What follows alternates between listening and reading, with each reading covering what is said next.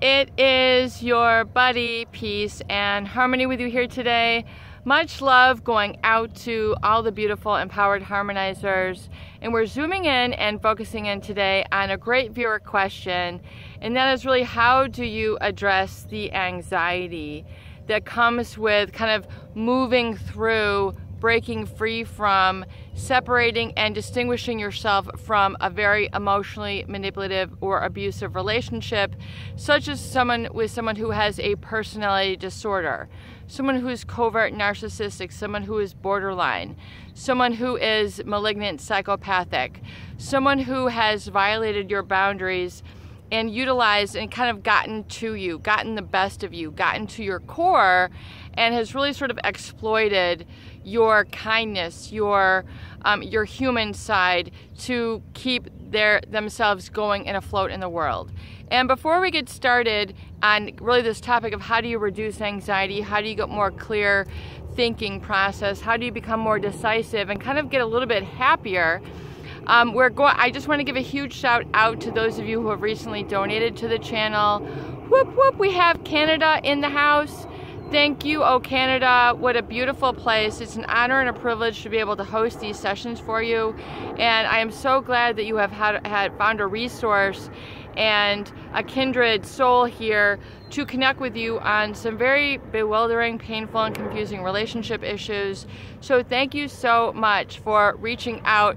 And I hope that you continue to derive more tools and apply them so you can really live the best life possible and lead the good life, despite, against all odds, or these very difficult or confusing relationships. Also, whoop whoop, we have Michigan and Wisconsin in the house, my loyal supporters.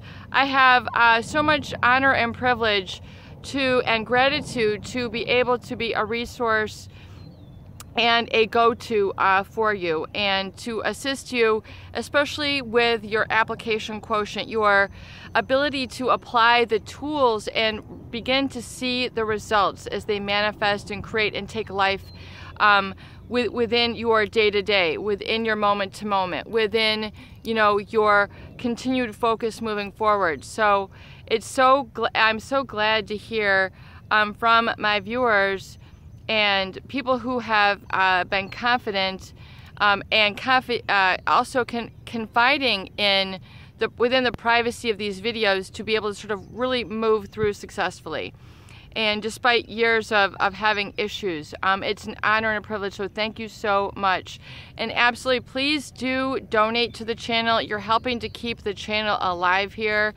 Here on YouTube, there is a PayPal Donate Now button here on YouTube, and you can donate whatever denomination you like, but it does help to keep things afloat here. And of course, it's an honor to be able to take any questions or comments or inquiries, so please do feel free to leave comments down below. So let's get started now on a great viewer question, and that is really to address the question of, like, how do you really deal with the sort of anxiety or fear, the concern that things aren't going to be all right now that you're sort of kind of edging out of this relationship with this covert narcissist.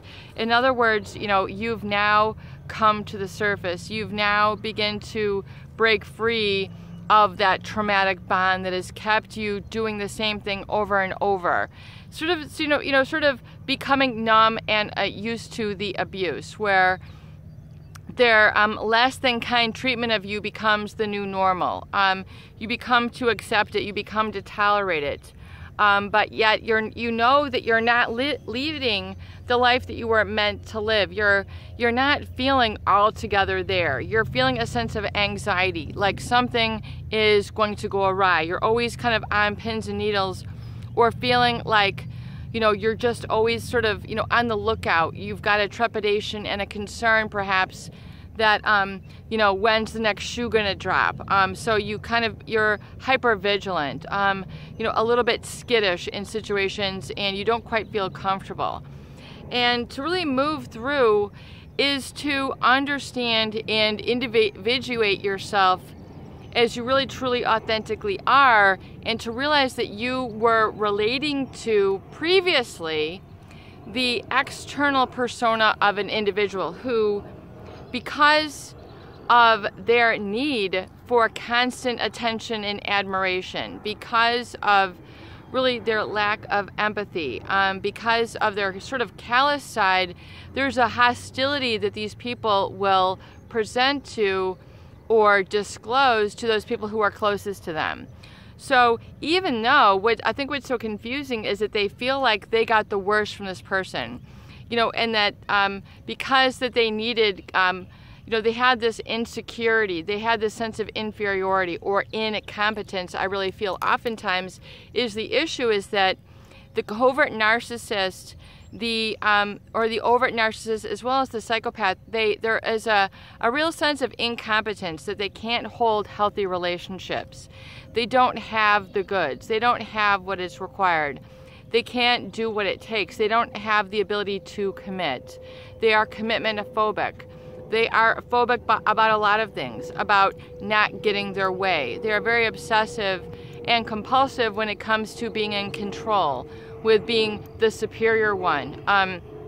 They don't want anything to interfere with their, sort of top of the triangle, top of the heap position. And so whether it's in a family dynamic, whether it is in a work dynamic, whether it's in a spousal relationship, these individuals have an incessant need to control others and to get the attention, even if it is negative.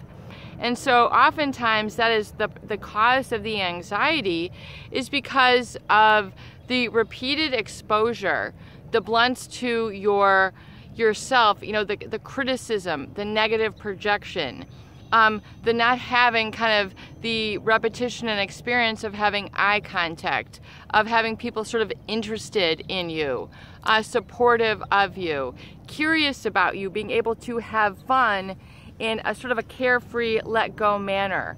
And so if you are deprived of this, or if you are, neglected in these ways, then you're going to feel that there's a gestalt. There's something missing.